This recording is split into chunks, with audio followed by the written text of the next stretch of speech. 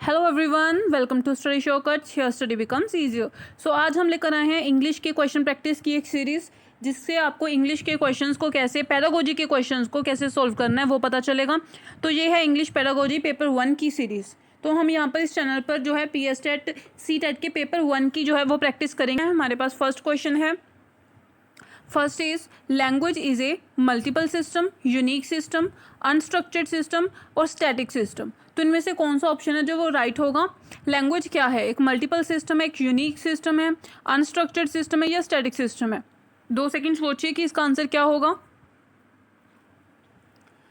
जी देखिए, इसका आंसर होगा सेकंड, यूनिक सिस्टम। लैंग्वेज एक यूनिक सिस्टम है, बिल्कुल भाषा जो है एक यूनिक सिस्टम है, उसका अपना उसको सीखने का एक तरीका है। सो इसलिए इसका जो आंसर होगा वो होगा second.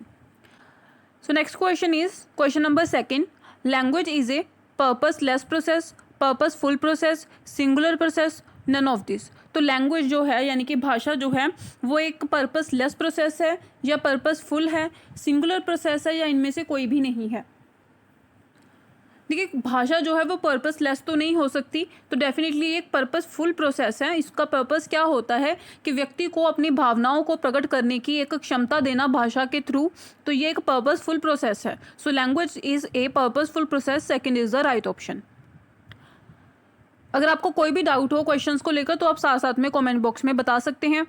Language is a modifiable, extendable, both 1 and 2, none of this. तो पूछ रहा है भाषा क्या है? मॉडिफिएबल है, एक्सटेंडेबल है, दोनों हैं या इनमें से कोई भी नहीं है? तो क्या होगा इसका आंसर? 5 सेकेंड्स है आपके पास, सोचिए क्या होगा इसका आंसर। इसका आंसर होगा number 3, both 1 and 2। Both 1 and 2 का मतलब हुआ language is a modifiable and extendable. ये मॉडिफिएबल चेंज भी की जा सकती है और बढ़ाई भी जा सकती है, एक्सटेंडेबल भी है। तो भाषा जो है वो रिजिड नहीं है, स्टैटिक नहीं है, वो मॉडिफिएबल भी है और एक्सटेंडेबल भी है। दैट्स वाई जो नंबर 3 है, both 1 and 2 is the right option. तो अब जो 4 ऑप्शन आपको मिलते हैं क्वेश्चन में, उनको ध्यान से पढ़िए, समझिए, फिर ही उसका आंसर जो है आप सोचिए। किसी एक आंसर को अगर आपको लगता है कि बस यही एक आंसर है, बाकी 3 आप उसको ना पढ़े, तो ये मत करिएगा। चारों जो आपके सामने ऑप्शन है, चारों को बहुत ध्यान से पढ़िए, समझिए और फिर ही जो है आप उसका आंसर करिए। तो चलते हैं हमारे नेक्स्ट क्वेश्चन की तरफ। हमारे पास अगला क्वेश्चन है number 4। Language is a unstructured system, structured system, haphazard system, none of this. देखिए, अनस्ट्रक्चर्ड स्ट्रक्चर का मीनिंग तो फिर भी आपको पता होगा। हैप्पैज़ार्ड्स क्या होता है कि जो तरतीबवार ना हो, जो तरतीब में ना हो, बिखरा हुआ हो। तो लैंग्वेज क्या है? एक बिखरा हुआ सिस्टम है, अनस्ट्रक्चर्ड है, स्ट्रक्चर्ड है या इनमें से कोई भी नहीं है?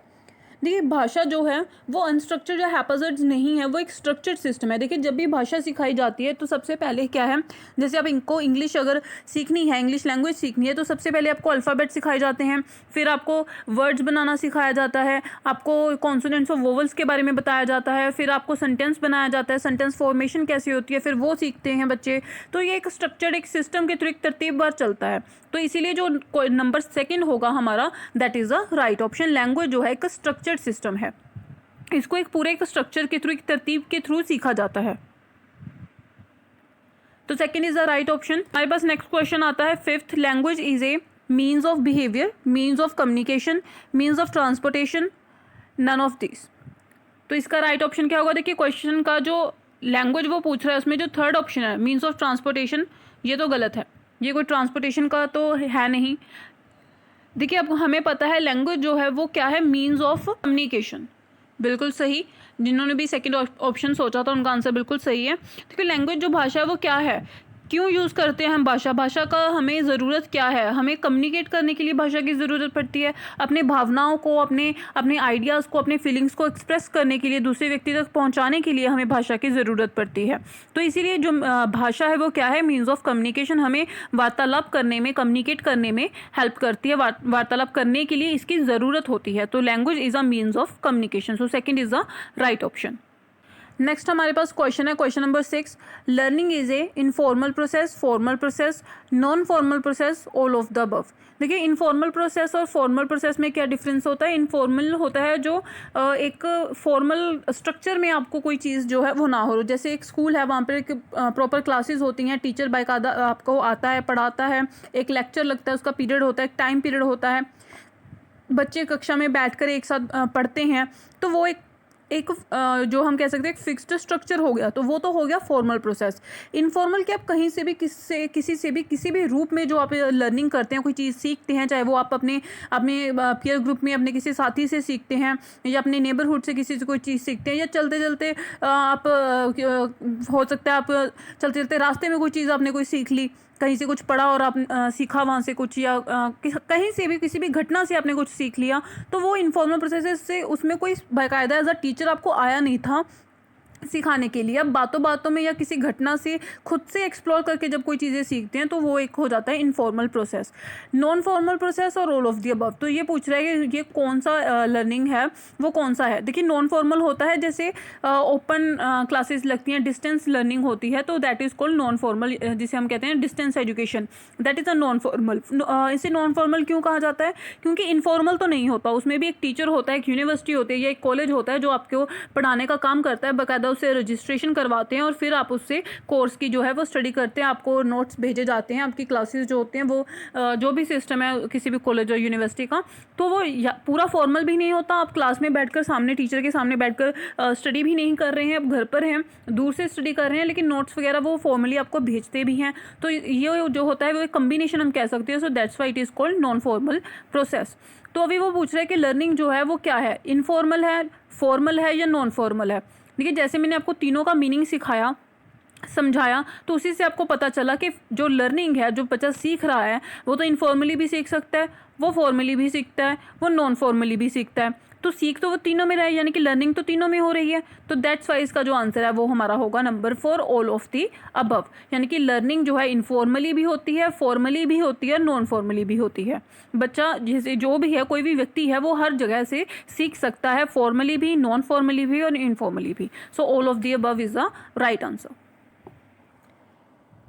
तो चलिए बढ़ते हैं हमारे नेक्स्ट क्वेश्चन की तरफ। Next is number 7, learning is a, first is discrete process, second is continuous process, third both 1 and 2 and fourth none of this. तो लर्निंग क्या है, कौन सा प्रोसेस है?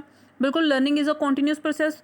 सीखने का जो प्रोसेस है, लर्निंग जो है वो बर्थ टू डेथ हम कहते हैं चलता है, या फिर हम कह सकते हैं कि जो लर्निंग है वो वॉर्म टू जो है वो वॉर्म से टॉम तक चलती है। तो ये चीज़ तो हम हमारे जो कोर्स है उसमें भी बाकायदा हर वक्त सुनते रहते हैं कि लर्निंग जो है वो बर्थ टू डेथ चलती है या वॉर्म से टॉम चलती है। तो एक कॉन्टिन्यूस प्रोसेस है, जन्म से लेकर मृत्यु तक लर्निंग जो है, सीखना वो हर व्यक्ति का चलता रहता है। हम जीवन में हर जगह हर पड़ाव पर कुछ ना कुछ नया सीखते ही रहते हैं। तो learning is a continuous process, so second is the right option.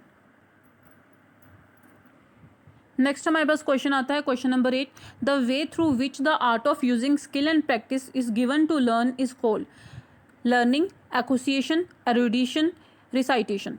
तो जो एक आर्ट है अपनी स्किल और प्रैक्टिस को यूज़ करने का, सीखने का, तो वो क्या कहलाता है? तो बिल्कुल वो लर्निंग कहलाता है। किसी भी अपनी स्किल को, प्रैक्टिस को यूज़ करने का जो आर्ट जब आप सीखते हैं, दैट इज़ कॉल्ड लर्निंग, उसी को तो लर्निंग कहते हैं। So first is the right option. Next हमारे पास क्वेश्चन आता है, question number 9, when language is learned naturally and without any systematic practice. देखिए वही जैसे मैंने लास्ट क्वेश्चंस में आपको बताया था, सिस्टमेटिक प्रैक्टिस जहाँ बाकायदा एक स्कूल या एक बिल्डिंग होती है, वहाँ पर क्लासेस होती हैं, टीचर आपके सामने बैठकर आपको पढ़ाता है और आप जो है एक कक्षा में बैठकर पढ़ते हैं, दैट इज़ प्रॉपर एक सिस्टमेटिक प्रैक्टिस होती है। तो इस क्वेश्चन में कह रहा है कि जब लैंग्वेज जो इस सिस्टमेटिक प्रैक्टिस से हट कर सीखी जाती है, यानी कि नेचुरली वो चीज़ें जो है सीखता है खुद एक्सप्लोर करके, जब वो सीखता है तो वो क्या कहता है? It is called learning, first learning, acquisition और एरुडिशन। तो ये क्या होगा? देखिए इसमें क्या है कि इसमें इसका आंसर लर्निंग नहीं होगा। वो इसलिए, क्योंकि लर्निंग इसलिए नहीं हुई है यहाँ पर क्योंकि वो एक सिस्टमेटिक प्रैक्टिस के थ्रू लर्न करने के लिए नहीं बैठा था, वो इस सोच के साथ नहीं बैठा था कि उसको सीखना है कुछ। तो that's why it is not learning and not a first learning. So it is acquisition. Acquisition मतलब एक्वायर करना, कोई चीज़, कोई घटना, कोई बातचीत जो भी है वो उसके आसपास जो हो रही है, जो नेचुरल इन्वायरमेंट किसी के आसपास होता है, उसमें से अचानक उसे अगर कुछ सीखने को मिले, कुछ चीज़ वो एक्वायर करे, कुछ नॉलेज वो ले, तो दैट इज़ एक्वायर। उसको एक्वायर करना होता है, नॉलेज को लेना होता है, तो दैट इज़ एक्विजिशन, जो वो लेता है नॉलेज। ठीक है। तो that is called acquisition. Learning और एक्विजिशन में ये डिफरेंस होता है। लर्निंग जो है पूरी सिस्टमेटिक प्रैक्टिस के अंदर होती है, हम इस सोच के साथ बैठते हैं कि हमें इसको सीखना है। लेकिन एक्विजिशन क्या होता है, किसी चीज़ को एक्वायर करना, किसी नॉलेज को एक्वायर करना जो नेचुरली आपके आसपास हो, या कोई नेचर से आप सीखें, आपके आसपास जो इन्वायरमेंट है, या किसी घटनाक्रम से, या कहीं से भी आप, या किसी अपने पीयर ग्रुप में किसी साथी से कहीं से भी कुछ भी सीखे तो आप एक्वायर करते हैं उस चीज़ को। तो that is acquisition, not a learning. So right option is 3। Next हमारे पास क्वेश्चन आता है, question number 10, the children suffer from lack of self esteem when they are. तो वो सेल्फ अस्टीम की कमी उसमें कब होती है? लैक का मतलब कमी होना। सो फर्स्ट ऑप्शन है हमारे पास not allowed to eat what they want, जब उसको जो खाना चाहता है वो खाने ना दिया जाए। Second, not able to express their feelings through words और लैंग्वेजेस, जब वो वर्ड्स और लैंग्वेजेस के थ्रू अपनी फीलिंग्स को एक्सप्रेस नहीं कर पाता। Third, are not allowed to play with friends, जब उसको अपने फ्रेंड्स के साथ खेलने की मनाही की जाती है। Number 4, none of the above, इनमें से कोई नहीं। तो उसकी सेल्फ स्टीम में कमी कब आती है? देखिए, इसके जो सेल्फ स्टीम में कमी तब आएगी जब उसको अपनी जो उसकी इच्छाएं हैं, जो उसकी फीलिंग्स हैं, वो अपने वर्ड्स के थ्रू, अपनी लैंग्वेजेस के थ्रू उनको यूज़ करके वो एक्सप्रेस नहीं कर पाएगा, तब उसमें सेल्फ स्टीम की कमी आएगी। So second is the right option, not able to express their feelings through words और लैंग्वेजेस, जब वो अपने आइडियाज़ को, अपनी फीलिंग्स को एक्सप्रेस नहीं कर पाएगा, किसी के सामने उसको बोल नहीं पाएगा, तब उसमें जो है सेल्फ स्टीम की कमी आएगी, बात करने में उसको जो हिचकिचाहट होगी वो कमी आएगी उसमें। So second is the right option. Next देखते हैं, हमारा नेक्स्ट क्वेश्चन है question number 11, the term second, यहाँ पर सेकंड है, spelling mistake. The term second language refers to one's native language, regional language, other than the native, none of the above. तो किसी भी व्यक्ति की सेकंड लैंग्वेज हम किसे कहेंगे? देखिए, फर्स्ट लैंग्वेज आपको पता है कौन सी होती है, मदर टंग होती है। तो सेकंड लैंग्वेज क्या कौन सी होगी? वंस नेटिव लैंग्वेज, उसकी नेटिव लैंग्वेज को सेकंड लैंग्वेज कहेंगे, उसकी रीजनल लैंग्वेज को सेकंड लैंग्वेज कहेंगे, या फिर उसकी नेटिव से अदर देन कोई भी अगर लैंग्वेज होगी उसको सेकंड लैंग्वेज कहेंगे, या इनमें से कोई भी नहीं होगा। तो सोचिए इसका आंसर क्या होगा। आपके पास 5 सेकेंड्स हैं। बिल्कुल ठीक, अगर जिन्होंने भी थर्ड ऑप्शन सोचा है उनका आंसर बिल्कुल सही है, अदर देन द नेटिव। देखिए, नेटिव लैंग्वेज का मतलब क्या होता है? एक व्यक्ति की अपनी मातृभाषा, उसकी मदर टंग। तो उस मदर टंग के अलावा और कोई भी भाषा अगर वो होगी तो उसे हम क्या कहेंगे? सेकेंड लैंग्वेज कहेंगे। So third is the right option, other than native language. Question number 12 आता है हमारे सामने, which is not a very good method of learning vocabulary. तो इनमें से कौन सा ऐसा मैथड है जो बिल्कुल भी अच्छा नहीं है? नोट, ध्यान रखिएगा, यहाँ पर नोट पूछा जा रहा है। वोकैबुलरी को लर्न करने के लिए जो मेथड है इनमें से वो सही नहीं है। कौन सा मेथड होगा? Writing, watching movies, talking and reading. Fourth है 1 and 2, यानी कि writing and watching and movies, sorry watching movies. तो इनमें से कौन सा ऑप्शन राइट होगा? 5 सेकेंड्स हैं आपके पास, सोचिए। देखिए, वोकैबुलरी सीखने का जो सही वे है वो क्या है? वो राइटिंग के थ्रू वोकैबुलरी नहीं आती है। वोकैबुलरी का मतलब क्या होता है? शब्द को, शब्द भंडार को बढ़ाना। तो writing is not a very good method, and watching movies is also not a good method. Talking and reading, तो ये ज़्यादा से ज़्यादा पढ़ने, बुक्स पढ़नियाँ और बात करना, उनको, उन वर्ड्स को अपनी डेली लैंग्वेज में यूज़ करना, वो हमारी वोकैबुलरी को लर्न करने में हेल्प करता है। सो उन्होंने पूछा था not a very good method, तो ना ही फर्स्ट जो ऑप्शन है वो सही है और ना ही सेकंड ऑप्शन सही है। सो दैट्स वाई हमारा जो आंसर होगा वो होगा फोर्थ। मैं कह सकती हूँ यहाँ पर जो फोर्थ ऑप्शन है 1 and 2 वो दोनों जो है वो सही नहीं है। So that's why fourth is the right option. So 12 का आंसर आएगा नंबर 4। नेक्स्ट हमारे सामने क्वेश्चन आता है, question number 13, the best way to develop a child's vocabulary at the initial stage. किसी भी बच्चे की वोकैबुलरी इनिशियल स्टेज पर डेवलप करने का बेस्ट वे क्या कौन सा है? देखिए, अब यहाँ पर वो बेस्ट वे यानी कि अच्छा वे सबसे पूछ रहा है। फर्स्ट है leave the child alone with the story books. Second, make him go to a school at a very young age. Number 3, engaging in talk with the child and read out aloud. Fourth, show the child various programmes on TV. देखिए, इनमें से अगर आप देखें, अगर हम exclude करते हुए रॉन्ग ऑप्शंस को चलें और फिर जो है राइट ऑप्शन चूज़ करें, तो बच्चों को अकेले छोड़ देना, उससे उसकी कोई वोकैबुलरी डेवलप नहीं होने वाली है। और टीवीज़ देखना अलो करना बच्चों को, that is not a best way. और उसमें स्कूल, यंग एज में उसको स्कूल भेज देना, तो that is also not a best way. तो जो रह गया है हमारे पास वो है third, engage in talks with the child and reading out allowed. देखिए हमने पहले जो क्वेश्चन पढ़ा था, क्वेश्चन नंबर 12, वहाँ पर हमने सीखा था कि जितना ज़्यादा कोई बच्चा है जो बात करेगा, तब जो है रीडिंग करेगा, तब उसकी जो वोकेबलरी है वो अच्छे से डेवलप होगी।